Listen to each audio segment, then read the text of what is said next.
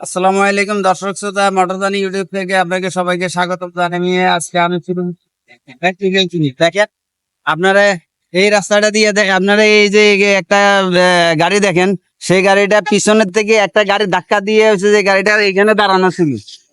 এখানে গাড়ি এই নষ্ট অবস্থায় এই গাড়িটা এখানে দাঁড়ানো ছিল। থাকার পর দিয়ে এই গাড়িটা এখান থেকে পিছনে একটা গাড়ি এসে ধাক্কা দিয়ে এই গাড়িটা ফালাই দিছে। এর কারণ হচ্ছে মূলত কারণ হচ্ছে দেখেন আপনার সামনের দিকে একটা হচ্ছে মোড় আছে। এই মোড় টার্নিং এ এখানে তারা অসচেতন না থাকার কারণে তারা কি করছে, গাড়িটা গুলি আসার পথে গাড়িটা স্লো স্লো না আসার কারণে আজকে হচ্ছে ওখানে স্পিড আসছে, আসার পর এখানে গাড়িটা কন্ট্রোল করতে পারে নাই। না পারার কারণে কি করছে, গাড়িটা ধাক্কা দিছে। ধাক্কা দেওয়ার পরে এই গাড়িটা হচ্ছে যে এই ধাক্কা দেওয়ার পরে দেখেন গাড়িটার অবস্থা দেখেন। এই গাড়িটা এখান থেকে ধাক্কা দেওয়ার পর দিছে এই গাড়িটা এখান থেকে একটা সব রাস্তার বাইরে ফেলাই দিছে। কিন্তু ওই গাড়িটারও ক্ষতি হয়েছে। ওই গাড়িটা ক্ষতি হয়েছে এই কারণেই যে গাড়িটা যখন ধাক্কা দিচ্ছে তার বাম সাইডটা হয়েছে যে তার হচ্ছে হয়েছে মাইর খাইছে, এবং যে ওই গাড়িটা ধাক্কা দিয়ে ওই গাড়িটা চলে গেছে অলরেডি। আর এই গাড়িটা ধাক্কা দিয়ে ফালাই দিছে। বা এর কারণ রয়েছে আমাদের মূলত এগুলি হচ্ছে যে আমি এর আগের ভিডিওতে বলছিলাম যে এগুলি সবচেয়ে এগুলি যে অসচেতনার কারণে। আমরা সচেতন যদি থাকতাম, ওই গাড়িটা যদি ওই দিক থেকে স্লো আসতো, স্লো আসলে গাড়িটা হয়তো এই ঘটনা ঘটতো না।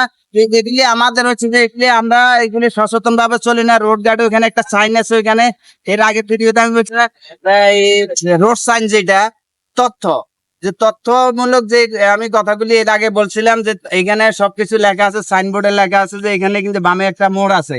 যখন টার্নিং মোড়ের বামে মোড় থাকে তখন গাড়ি আগের থেকে গাড়িগুলি যে স্লো ভাবে আসতে হয়, তাহলে সামনে যে কোনো দুর্ঘটনা থেকে আমরা বাঁচতে পারি। তো এরা হচ্ছে দুর্ঘটনা থেকে গাড়িগুলো স্লো না করার কারণে কি হচ্ছে, এই গাড়িটা এখানে এই উপস্থিত এখানে দাঁড়ানো ছিল।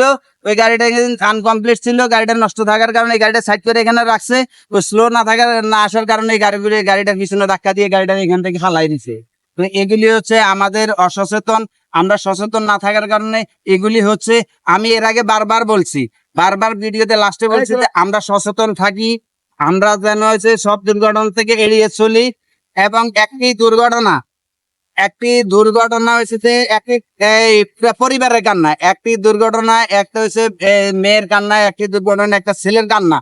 এই যে এগুলি আপনাদেরকে বারবার সচেতন করার পরও আপনারা এগুলি সচেতন হচ্ছেন না।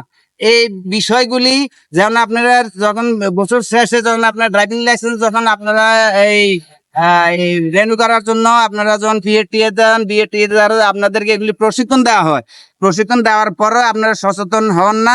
এই সচেতন না হওয়ার কারণে আজকে এই যে রাস্তাঘাটে যে দুর্ঘটনাগুলি হচ্ছে, এগুলি সব আমাদের ভুলের কারণে।